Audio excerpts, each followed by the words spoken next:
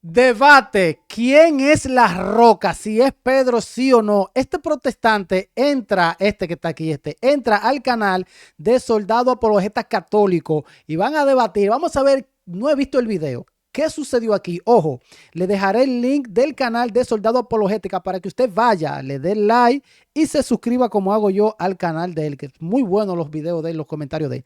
Dale play.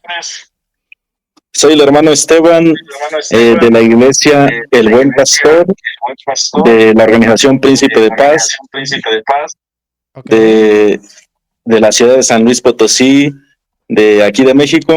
Y a mí me gustaría conversar del tema sobre quién es la roca, que se menciona en Mateo 16, versículo 18. Ok. Y para esto quisiera dar algunos versículos. Y los que están ahí también me gustaría que pues los vayan anotando. Ay, bobo. El primer versículo que quiero dar Vamos a ver. es que obviamente nosotros creemos ¿Cómo que ¿Cómo se llama la congregación? ¿Cómo se llama la congregación? Nuestra congregación se llama El Buen Pastor. El Buen Pastor. El Buen Pastor. El Buen Pastor. ¿Es trinitaria, unicitaria o es qué? Somos trinitarios, pues es la doctrina correcta que está en las escrituras. Ok. Listo. Y pues bueno, nosotros sabemos que la Iglesia Católica pues no está mal en muchas cosas. Oye, que la Iglesia Católica no está mal en muchas cosas, pero ellos no existían. La Iglesia tiene 2000 años, la católica. Ellos no existían, pero la Iglesia no está mal según ellos. Es raro esto, señores. Y pues bueno, nosotros sabemos que la Iglesia Católica pues no está mal en muchas cosas. No tengo algo así como ese problema que mucha gente evangélica tiene de que pues nada más se agarra a los católicos y les empieza a echar. Nosotros creemos que la salvación es solamente a través de Jesucristo y a través del nombre de Jesucristo nosotros somos iglesia y estamos unidos en la fe en Cristo Jesús. Okay. Pero en esta ocasión pues quisiera hablar de la roca. Nosotros tenemos entendido que la roca es Cristo. En Isaías capítulo 26, versículo 4, en la versión latinoamericana, dice así: no duden nunca de Yahvé, pues Yahvé es la roca siempre. O sea, siempre que vamos a ver en las escrituras que se menciona la roca de fundamento, va a hablar de Cristo. En la profecía de Génesis capítulo 49, versículo 24 dice, hablando de la bendición de Jacob sobre sus hijos, dice en el versículo 24, si Josué se mantuvo firme, fue por la mano del fuerte de Jacob, por el pastor y la roca de Israel, haciendo alusión a Cristo el Mesías, que vendría a morir por nosotros en la cruz. El protestante no puede concebir en su cabeza de que Jesús llamó a Simón, a Pedro, lo llamó roca, y que también Jesús es la roca, que también que Jesús es la piedra del ángulo. Ellos no pueden entender eso. ¿Por qué será que no lo pueden entender? Jesús dijo, cualquiera que me oye estas palabras que yo he enseñado, dice, o sea, Jesús, y las hace, le compararé a un hombre prudente que edificó su casa sobre la roca, que vinieron vientos y tempestades y no cayó. En el Catecismo Católico Romano, en el numeral 424, cita, motivados por la gracia del Espíritu Santo, atraídos por el Padre, nosotros creemos y confesamos a propósito de Cristo, no de Pedro, tú eres el Cristo, el Hijo del Dios viviente, sobre la roca de esta fe, confesada por San Pedro, que San Pedro confesó que Cristo era el Hijo del Dios viviente por la roca de esta. Aunque el texto no dice eso. La declaración dice, Cristo ha constituido su iglesia en Deuteronomio, y bueno, ojo, estoy citando el Catecismo Católico, amén. Entonces yo digo, en estos tiempos han salido muchos apologistas católicos que deberían, que deberían otra vez retomar el estudio del catecismo. Lo que pasa es que es en las dos, en la confesión de Pedro y en Pedro. En los dos, no en lo uno ni lo otro. Vamos a ver qué les dice el soldado apologeta católico. Para que entiendan que la roca es Cristo. Y dice aquí en Deuteronomio. Pero que el católico también cree eso. Deuteronomio 8, versículo 15, que Cristo era la roca paternal. Dice, es la roca paternal en el desierto de la cual bebieron del pueblo de Israel cuando estuvieron en el desierto. Y la Biblia dice en Juan 6:35 que Cristo decía, venid a mí, dice, el que viene a mí no tendrá sed jamás. Y en 1 Corintios capítulo 10, versículo 4, dice que en el desierto lo seguía la roca, que era Cristo.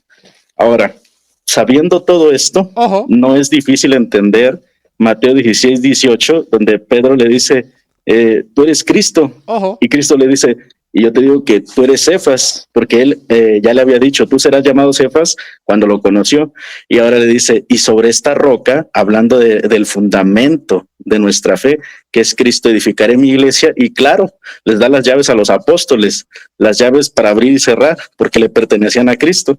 Dicen de Deuteronomio 32, ¿Cómo fue? 18, la roca es el que te creó.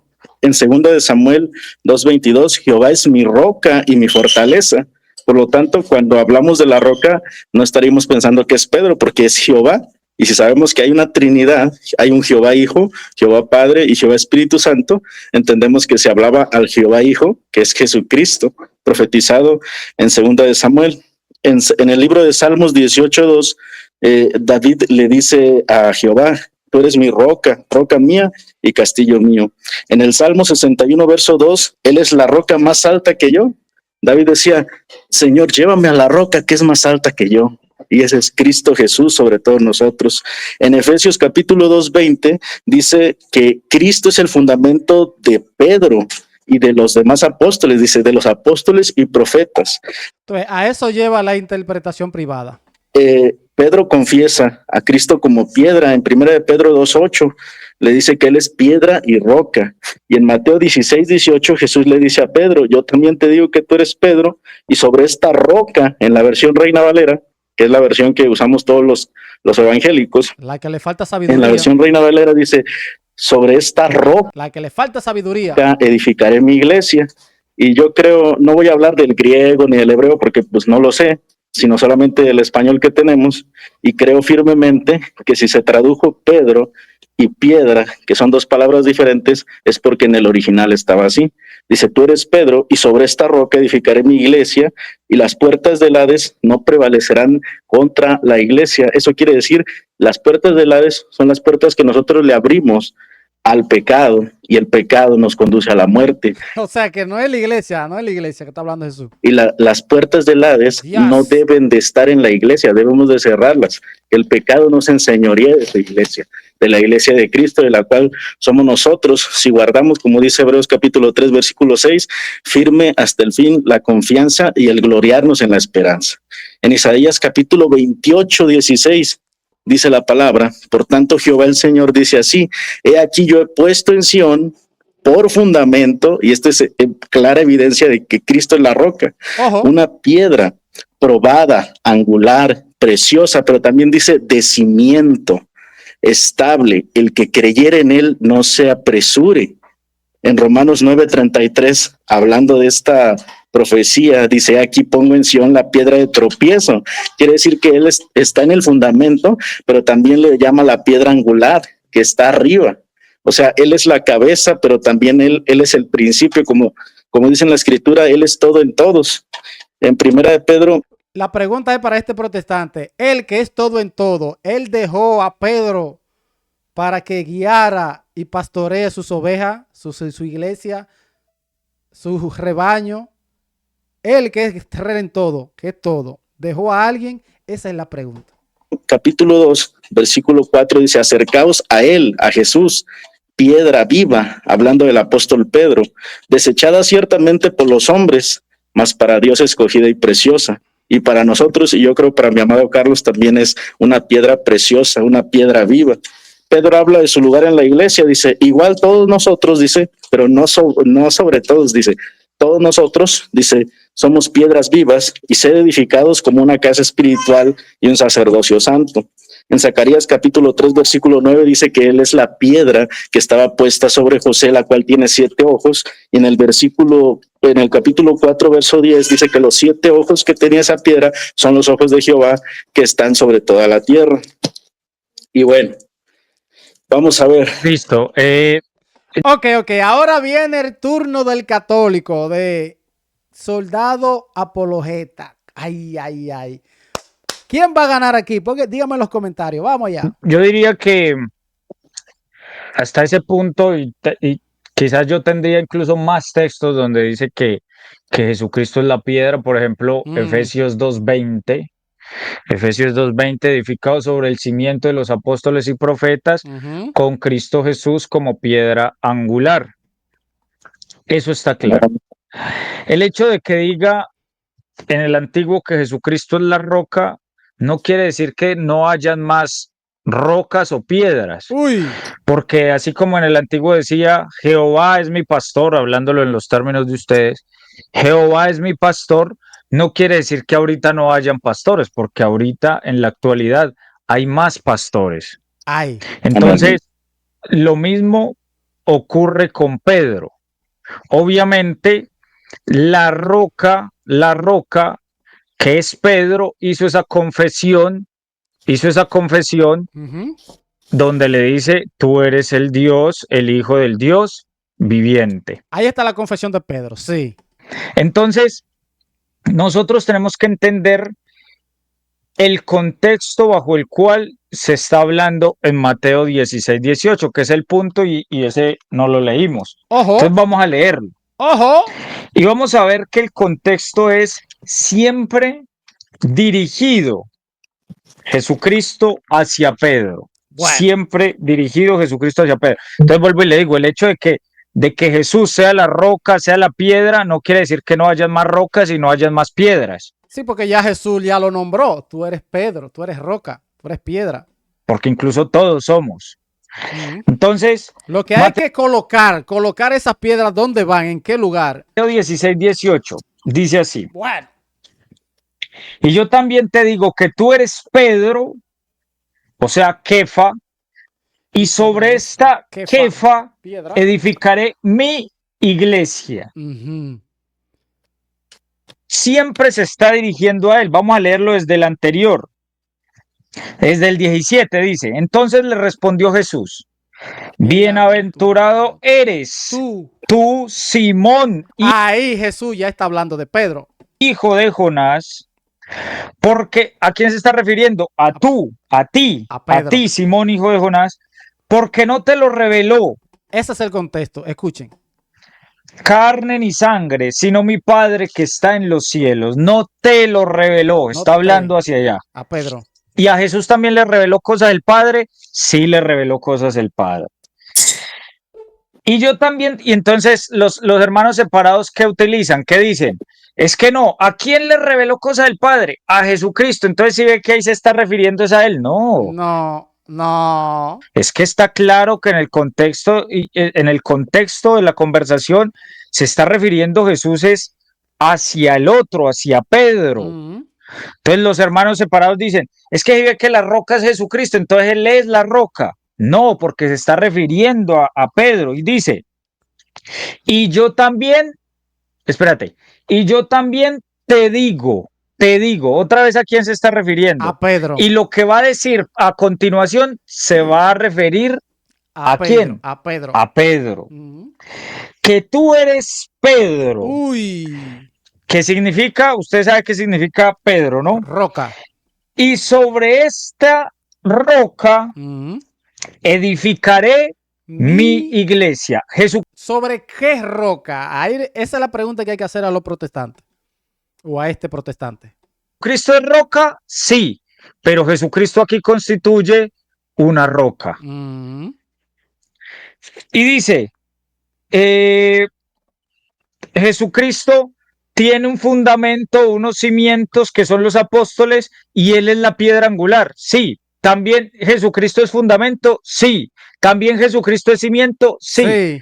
Porque todo lo que hace la iglesia, todo lo que hace la iglesia es de acuerdo a la obra salvífica de Jesucristo. Exacto. Entonces, los miembros Pablo y Pedro hacían milagros, sí, pero ¿quién era el que hacía los milagros en sí? Jesucristo. Pablo y Pedro predicaban el evangelio, sí, pero hablaban de quién? De Jesucristo. Exacto. Pablo y Pedro eran rocas, sí, pero ¿quién es la roca en primera instancia? Jesucristo. Lo que Soldado Apologeta le está queriendo enseñar y mostrar a este protestante es que Pedro o los apóstoles no le quitan No le quitan el lugar a Jesús, no se lo quitan. Jesús le dijo, esto eres Pedro. Mira, ¿qué pasó aquí? Se cayó, espérate. Entonces, como Pedro tiene esa fe y él acaba de profesar, entonces lo edifica no sobre una profesión, que es algo impersonal, lo dedica sobre la persona que hace la declaración de fe. Entonces yo obviamente de un modo puedo expresarlo, lo hizo sobre la declaración, pero es obvio que yo no puedo separar la declaración de la persona. ¿Y quién hace la declaración? Pedro. ¿Sobre quién se constituye la iglesia? Sobre Pedro.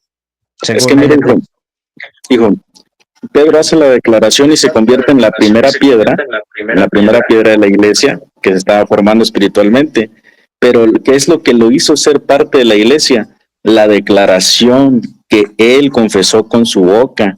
Por eso es que en el Catecismo 424 dice, nosotros creemos sobre la declaración de Pedro. Dice, sobre la declaración de que él dice que él es la roca, dice, y sobre esa declaración está constituida la iglesia. Estoy citando literalmente el Catecismo. ¿Cuál es el numeral para leerlo acá? Hay una confusión aquí. Hay bobo aquí, escuchen. Es el numeral 424. Si lo buscas en Google, en San Google, dicen, ahí lo vas a encontrar.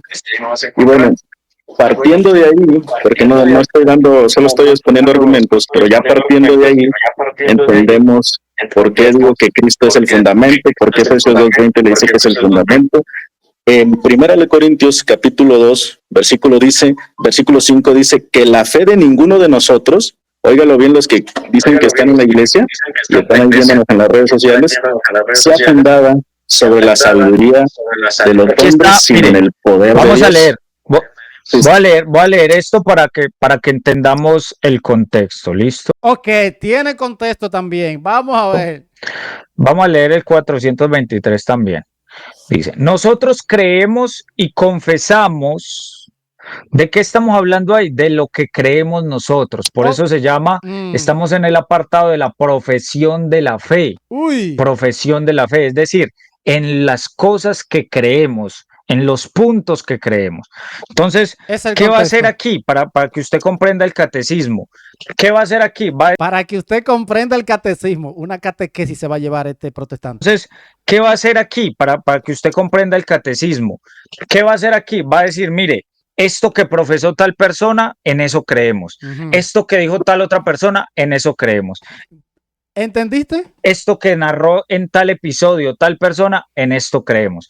¿Para qué? Para que los católicos tengamos muy claro qué es lo que tenemos en nuestra fe. Entonces el 423 dice, yo sé que es el siguiente, pero vamos a leerlo acá. Nosotros creemos y confesamos que Jesús de Nazaret, nacido judío de una hija de Israel en Belén en el tiempo del rey Herodes el Grande y el emperador César Augusto I, de oficio carpintero, muerto crucificado en Jerusalén bajo el procurador Poncio Pilato, durante el reinado del emperador Tiberio. Es el Hijo eterno de Dios hecho hombre que ha salido de Dios. ¿Y eso dónde me lo dice? Juan 13:3. Él es el Hijo eterno que ha salido de Dios. Bajo del cielo, Juan 3:13. Ha venido en carne, primera de Juan 4:2. Porque la palabra se hizo carne. Entonces, vea que está siendo enunciados de lo que creemos. Porque la palabra se hizo carne y puso su morada entre nosotros. Y hemos visto su gloria. Gloria que recibe del Padre como el Hijo único, lleno de gracia y de verdad. Pues de su plenitud hemos recibido todos. Y gracia por gracia. Juan 1, 14 y 16. Ahorita sí el 24. Movidos por la gracia del Espíritu Santo y atraídos por el Padre, nosotros creemos y confesamos a propósito de Jesús. Es decir, ¿qué me va a explicar aquí? ¿Qué creemos de Jesucristo? Ya hemos hablado qué creemos de Jesucristo, dónde nació, cómo nació, en tiempos de quién, esto. Y ahorita nos va a decir qué creemos referente a Jesucristo. Dice, él está, el católico, soldado apologeta, le está explicando a él que lo que dijo ahorita el protestante está fuera de contexto. Muy mal. Está bueno que se lo diga.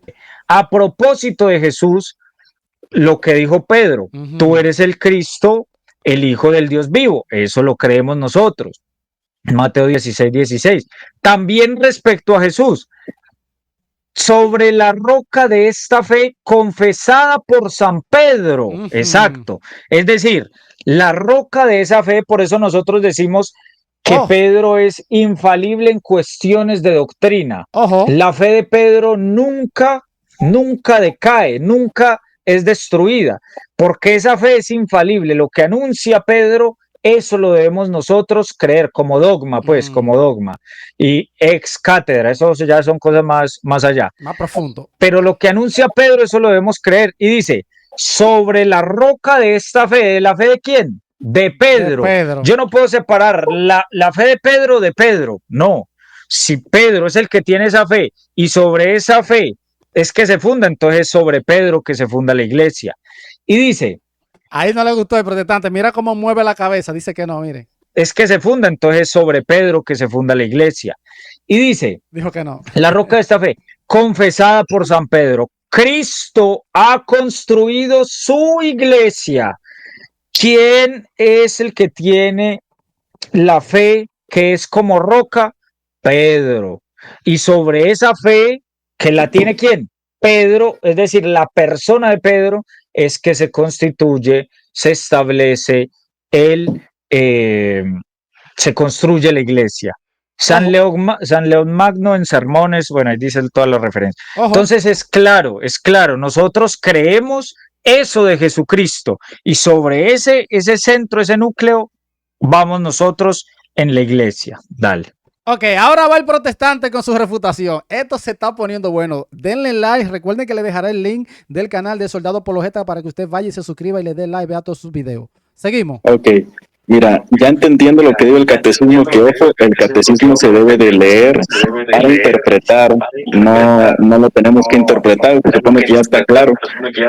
Y obviamente nosotros no guardamos el catecismo, sino que lo estudiamos también, Sí, cogieron pedacitos como hacen siempre. porque es necesario estudiar, a mí me gusta estudiar la doctrina, ¿verdad? La doctrina hacia profundidad, pero estudiando ya, comparándolo con lo que dice la Biblia, primero a los Corintios capítulo 2, versículo 5 dice que la fe de ninguno está fundada en la sabiduría de los hombres. Escucha bien, porque muchas veces dicen, es que nosotros sobre Pedro, no, que la fe de ninguno esté fundada sobre la sabiduría de los hombres, sino sobre el poder de Dios. Y en primero a los Corintios capítulo 1, versículo 24 dice que Cristo, así para los judíos como a los griegos, es el poder de Dios y sabiduría de Dios. Entonces Cristo es el fundamento. Y en primera a los Corintios capítulo 3, lo voy a leer así de la Biblia, primero a los Corintios capítulo 3, versículo 10, y si gustas ir conmigo a la Biblia, amado Carlos, te llamo, ¿verdad que sí, amigo? Vamos a leer ahí Sí, primero a señor. los Corintios. Ok. Primero a los Corintios, capítulo 3, versículo 10, dice, conforme a la gracia de Dios que me ha sido dada, yo como perito arquitecto puse el fundamento, está hablando el apóstol Pablo, y otro edifica encima. Es por eso que hay muchas iglesias ahorita que aunque quizá no estuvieron hace 2000 años, pero otro edifica encima, y esta es la advertencia que le hace Pablo a todos los que están edificando iglesias en este tiempo. Uy, qué malo, qué mal. Iglesia, o sea, que las iglesias que hay ahora están bien. Todas las iglesias que enseñan diferentes doctrinas, diferentes interpretaciones, está bien. No, está muy mal, fuera de contexto otra vez. Pero cada uno mire bien cómo se reedifica, porque, versículo 11, porque nadie puede poner otro fundamento que el que está puesto, el cual es Jesucristo. Si lo interpretamos de esta manera, no vamos a poner nuestra fe. Mire, es que ese es el punto, y ahí es donde hay que llegar. Ojo. Ahí es donde hay que llegar. Ojo. Jesucristo establece una iglesia. Una, no miles de denominaciones. Una Sola. Con una sola fe, un solo bautismo, un solo Señor. Exacto, en el año 100, en el año 200, 300, 400, 500, 1000, ¿qué creían esa iglesia, esos cristianos, esos primeros cristianos? qué creían sobre la confesión, sobre el pan y la sangre de Cristo, sobre el bautismo, sobre muchas cosas. ¿Qué creían? ¿Y qué se comienza a creer después de 1517 años? ¿Qué se comienza a creer? Ojo, protestante, abran los ojos. Usted y los testigos de Jehová no tienen la misma fe. Ustedes y nosotros no tenemos la misma fe. Ahí está. Y nosotros con los demás protestantes no tenemos la misma fe. Ahí está. Y dice Jesucristo, que es el único fundamento, es el fundamento, dice Jesucristo que Él funda su iglesia y en esta iglesia es que debemos perseverar. ¿Por qué? Que la iglesia es columna y baluarte de la verdad. Porque debe ser una sola fe, un solo bautismo, un solo Señor. Entonces, cuando Pablo dice de que yo pongo un fundamento y de ahí ustedes empiezan a construir, ¿a qué se refiere? A que él obviamente iba fundando iglesias, les predicaba el evangelio de Cristo que tenía el origen en Cristo, obviamente, y a partir de ahí entonces ellos construían ese pueblo, el pueblo cristiano, católico, ahí. Pero no que ellos van a pensar y a profesar y a predicar otra doctrina distinta de la que le haya enseñado Pablo. Es la misma, tiene que ser la misma. Ojo. Pero acuérdese que Pablo, aunque a Pablo se le apareció Jesucristo mismo, Pablo, ¿qué hizo después de eso? Fue y se presentó ¿a dónde? A donde los apóstoles, a dar cuenta, a que ellos le impusieran las manos y lo enviaran para ser reconocido. Uy. Se presentó a la iglesia. ¿A cuál iglesia? Se presentó, fue a ver a los apóstoles. A la iglesia. Fue a ver a Pedro, fue a ver a Jacobo. Exacto. Fue y se presentó a los apóstoles, es decir, a la iglesia. Porque es que yo le digo algo, si estos pastores de hoy en día fundan una iglesia porque un día se les ocurrió, ¿cómo fuera donde se les presentara a Jesucristo mismo y les dijeran yo te he elegido? Ahí sí que es cierto que fundan más. A Pablo se le dio oportunidad, se le presentó Cristo y le dijo yo lo voy a elegir para muchas cosas, parafraseando obviamente. Y le dijo eso, ¿y Pablo qué hizo aún? No fundó su propia iglesia, no. Exacto, no fundó su propia iglesia. Fue donde los apóstoles. Eso. ¿Y Pablo qué hizo aún? No fundó su propia iglesia, no dijo, no, allá los apóstoles con lo suyo, yo aquí yo ya sé más que ellos, se me presentó el mismo Cristo. No, él fue y se encontró con ellos, con los apóstoles, con Pedro. Exacto. Con Pedro, fue y se unió. Entonces todos los que quieren predicar a Cristo, los que quieren anunciar a Cristo. Esto es importante lo que va a decir, escuchen, todo lo que quieran, escuchen. Apóstoles escuchen.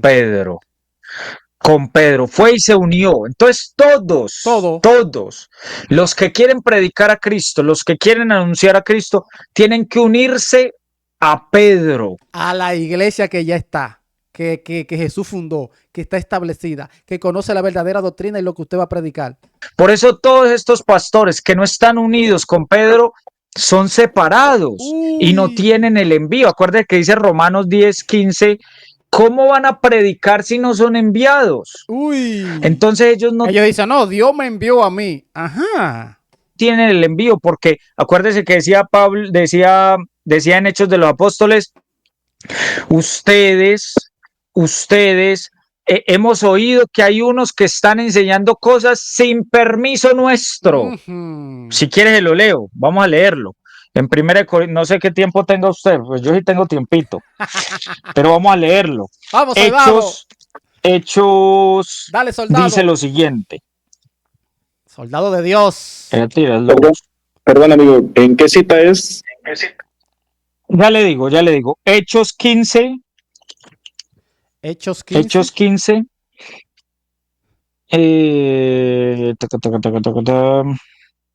¿Cuál es ese? ¿Hechos 15? Hechos 15, 23. Vamos desde el 22. Dice, entonces pareció bien a los apóstoles y a los ancianos, con toda la iglesia, elegir de entre ellos varones y enviarlos a Antioquía con Pablo y Bernabé, a Judas, que tenía por sobrenombre Barsabás, y a Silas, varones principales entre los hermanos, y escribir por conducto de ellos, es decir, a través de ellos o enviarlos con ellos, los apóstoles y los ancianos y los hermanos, a los hermanos de entre los gentiles que están en Antioquía, en Siria y en Cilicia. Saludos. Por cuanto hemos oído que algunos que han salido de nosotros, Uy, a los cuales no dimos orden. uy. Es decir, hay unos que están haciendo cosas, predicando cosas, porque yo me imagino que usted entiende cuál era la problemática del concilio de Jerusalén, Sí, ¿cierto? Sí. sí. Entonces, hay unos que están predicando cosas y diciendo cosas y hablando cosas sin permiso nuestro. Uy. Cualquier parecido con la realidad actual es pura coincidencia. Los testigos de Jehová, dale. Bueno, mira, este Esto se está poniendo bueno. texto que citaste está muy bueno para los que están ahí viéndonos en la transmisión. Dice, por cuanto hemos oído, dice, han salido unos de nosotros que no hemos enviado, pero traían la doctrina de circuncidar y de guardar la ley. Nosotros no enseñamos que se circunciden ni que guarden la ley, sino que solo crean en Cristo y que guarden las escrituras. Sí, pero están olvidando que hay que enviarlo, darle la autoridad a ustedes, enviarlo y decirle qué es lo que ustedes tienen que enseñar, qué doctrina, no lo que ustedes quieren. Ahí está el problema. Mire, aquí lo que hay que entender es, hay una autoridad en la iglesia y desde siempre ha existido una autoridad y una unión. Y entonces, obviamente el problema ahí era ese de la circuncisión, ese era el problema, pero hoy, en la actualidad, ¿cuál es el problema? Que los testigos están predicando que Jesucristo no es Dios, los testigos de Jehová. Entonces, ¿qué hace la iglesia? Mire, estos testigos de Jehová están predicando cosas que no son. Usted, ¿cuál es su iglesia? Por aquí, el Luz del Mundo. Buen Pastor. Buen Pastor. Están predicando que María no es madre de Dios, por ejemplo. Nosotros creemos que María sí es madre de Dios, hijo. Él dijo ejemplo. María sí es madre de Dios. Bueno, una doctrina diferente a la católica. ¿Cuál es la suya? Dígame una. Ay. El purgatorio, por ejemplo. Diga una. Pues solamente yo creo que no estamos sujetos al Papa. Creemos que el Papa se puede equivocar, por cierto. La infabilidad. O sea, ¿usted cree que María es siempre virgen? María es siempre virgen. María es siempre virgen. Antes, durante y después del parto. Podríamos tener una charla. Sí, no están de acuerdo. Todos los protestantes no están de acuerdo que María fue siempre virgen antes y después del parto. Después del parto, ellos no están de acuerdo. Bueno, pero ¿lo creo o no lo cree? Ajá, dilo. O más o menos. Sí creo que fue virgen. Y de hecho, yo la verdad... ¿Y después? No me gusta pelear. Si yo digo, hay libertad. Ella fue siempre virgen, se cumplió su palabra. Nació de una virgen. Bueno, vamos a encontrar una doctrina diferente. ¿Usted bautiza niños? El bautismo de niños, de hecho yo vengo de una iglesia presbiteriana donde se bautizaban, fui bautizado niño en el nombre del Padre, el Hijo y el Espíritu Santo. Dile el del cuerpo real y la sangre de Cristo. Pero ya ahorita en la práctica y en los estudios que estamos teniendo, y al ver que no hay en las escrituras un solo texto que mencione a los niños, solo mencionan familias completas, estamos entendiendo que realmente no hay bautismo de bebés, de niños sí, listo, pero... Listo. Entonces, no lo cree como quiera. Entonces esa doctrina, o sea, y yo sé que aparte de esa hay muchas más en las que usted no cree lo mismo que nosotros, que pero mucha. La fe apostólica. Entonces, vienen los testigos de Jehová diciendo que Jesucristo no es Dios. La iglesia, ¿qué le tiene que decir? Mire, es que hay unos sin mandato nuestro que están predicando que Jesucristo no es Dios. Los unicitarios, mire, que creen que no existe la Trinidad sino solo Jesús. Entonces, la iglesia que dice, mire, es que hay unos sin mandato nuestro que están predicando que no existe la Trinidad. Exacto, no tienen ese envío. Ustedes, es que hay unos que llaman es que el buen pastor. Yo no es que esté enojado, sino que yo hablo así. Usted no sé si ha visto mis videos y todo, yo hablo así tranquilo que no pasa nada. Ustedes están predicando que no hay que bautizar niños, apenas lo están descubriendo. ¿qué le dice la iglesia? Mire, le va a decir lo que les dice acá. Por cuanto hemos oído que algunos que han salido de nosotros, a los cuales no dimos orden, a ustedes, a los del Buen Pastor, a los testigos, a los unicitarios, nadie les dio orden. Ojo. A los cuales no dimos orden, os han inquietado con palabras. No. A ustedes inquietan con palabras, y a usted, que no sé si era católico. ¿Usted era católico antes? Ojo. No. Okay. ¿Usted no fue bautizado cuando niño? Por la Iglesia Católica, no. Ok, nació en el protestantismo. Mi fe siempre ha sido reformada. Así es. Listo. Entonces, dice, a los cuales no dimos orden, os han inquietado con palabras, perturbando vuestras almas, mandando, ahí habla cuál era el problema en ese momento en particular, mandando a circuncidaros y guardar la ley, como lo hacen también quienes, los adventistas del día sábado, por ejemplo, ese le aplicaría claramente a ellos. Entonces, mire que hay un orden establecido. Pablo, al cual se le apareció Jesucristo, tuvo que ir a Jerusalén donde estaba Pedro. Y todos los que prediquen algo tienen que estar sujetos a lo que enseña la Iglesia Apostólica. Pero los protestantes no quieren eso y por eso se ganan el título de protestante. De lo contrario, están equivocados y no están con nosotros. ¿Qué te digo? Muy bien. ¿Puedo hablar? Vale. Muy bien, hijo. Muy bien, entiendo el punto y la verdad yo sí creo que debemos de estar unidos. Debemos de estar unidos y para eso son estos diálogos, pues, ¿verdad? Para buscar la unidad de la Iglesia de Cristo. Y bueno, para este problema de ver qué es doctrina y qué no es doctrina, qué es doctrina de hombres y qué no es doctrina de hombres, como lo era la circuncisión y ese problema que originó el Concilio de Jerusalén, para checar eso, el Señor Dios, en su misericordia, fijó el canon bíblico. Está por ahí el canon de la Iglesia Católica, que tiene, ¿verdad?, 73 libros, basado en la Septuaginta. Está bien ese canon, o el canon que se basó en la Tanaj, que es el de nosotros, que agarra los libros de la Tanaj. Por eso tenemos 66 libros, pero en sí lo que está en la Escritura es lo que nos dejó el Señor, porque es la viva voz de Pedro, de Pablo y de los apóstoles, y a esa voz, a esa autoridad nosotros tenemos que ligarnos. Como dice Primera de Timoteo, te lo voy a leer, Primera de Timoteo, capítulo 6, si quieres ser ahí con tu Biblia, si la tienes.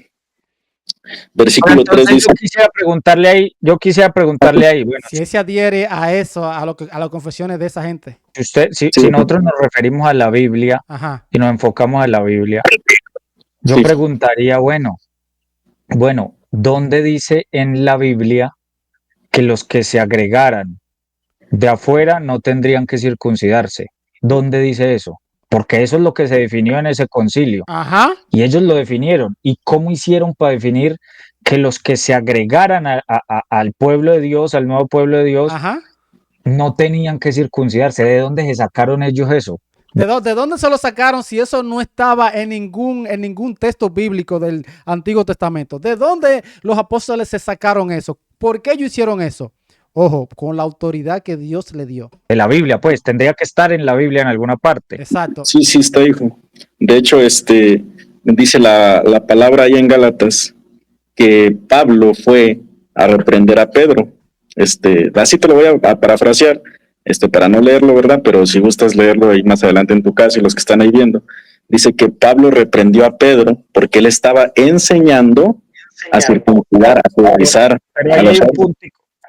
Qué pena interrumpirle, pero hay un puntico, y es que cuando estaba ahí en Hechos todavía no estaba escrita esa y no estaba escrita Gálatas. Entonces, exacto, está fuera de contexto. Las escrituras que se conocían hasta ahí era el Antiguo Testamento.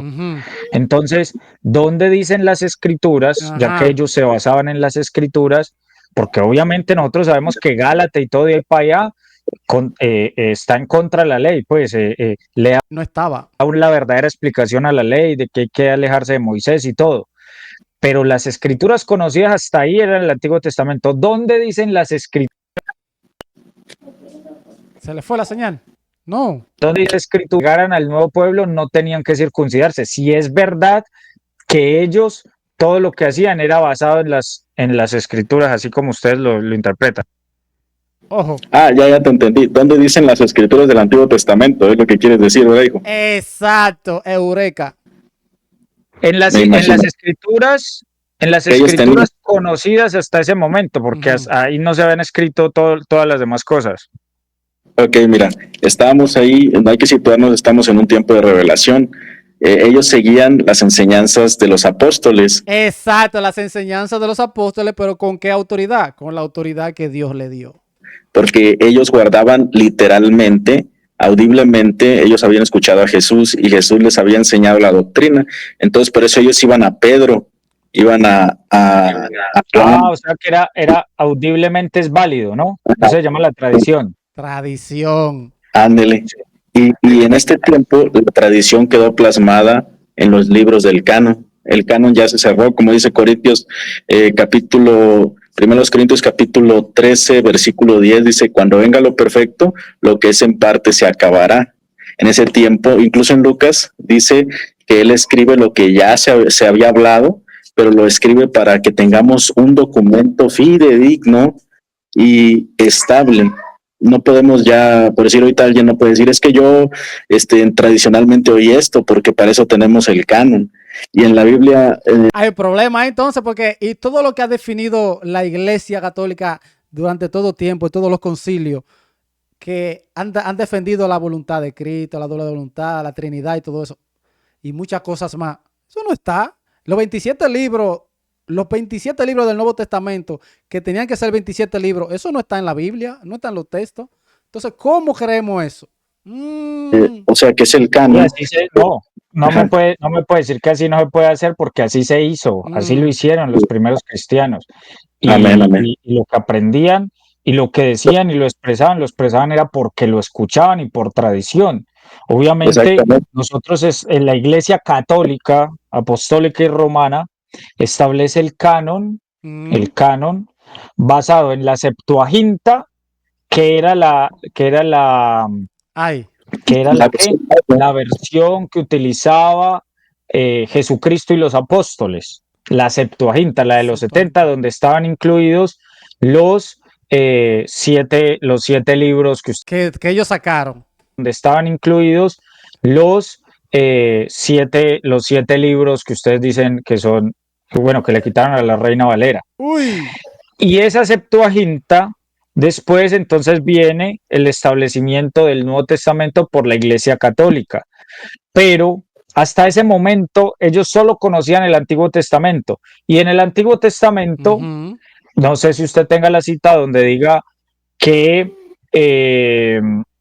los que se agregaran no tendrían necesidad de circuncidarse, porque si no es así, entonces quiere decir que esto lo hicieron ellos inspirados y por su propia autoridad, así tal cual como muchas doctrinas que ustedes dicen que nosotros sacamos nuevas, pero no, porque es que se enseñan basado en las escrituras y en la tradición.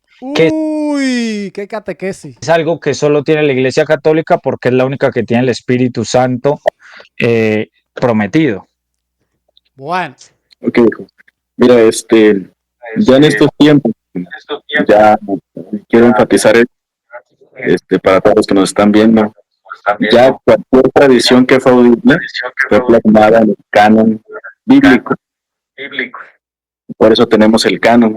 Lo que yo pude leer en primera de Timoteo, capítulo 6, versículo 3, dice cualquiera, o sea, ahí no está dándole primado a nadie, ni siquiera a mí, ni siquiera a los que están allá en el Vaticano, en Roma.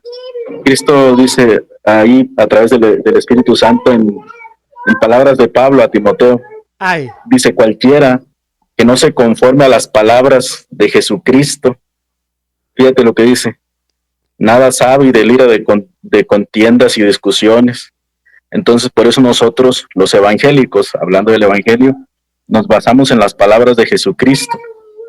Cualquier otra tradición que salga ahorita, amada iglesia, que está viéndonos, para eso tenemos el canon. Nadie nos... Y entonces el punto es, ¿cuándo se cerró el canon? ¿Cuándo? Uy, El canon se cerró, pues ahora sí que está cerrado ahí con el libro Apocalipsis. Sabemos que hubo concilio. Sí, pero ¿en qué año? ¿En qué año para saber? Usted dice, en el momento en que se cierra el canon, en ese momento ya no hay tradición audible, ¿cierto? Sí. hay un gancho aquí, hay una palabra, hay una pregunta trampa aquí, escuchen. Entonces, ¿en qué año se cerró el canon? Depende el año que diga, tú verás qué pacatazo. Mire, hijo, del canon sí, no te puedo dar una fecha. Ah, no puede dar una fecha, qué tiguerón. Porque pues no lo sé. Pero lo que te digo es que para eso tengo el canon.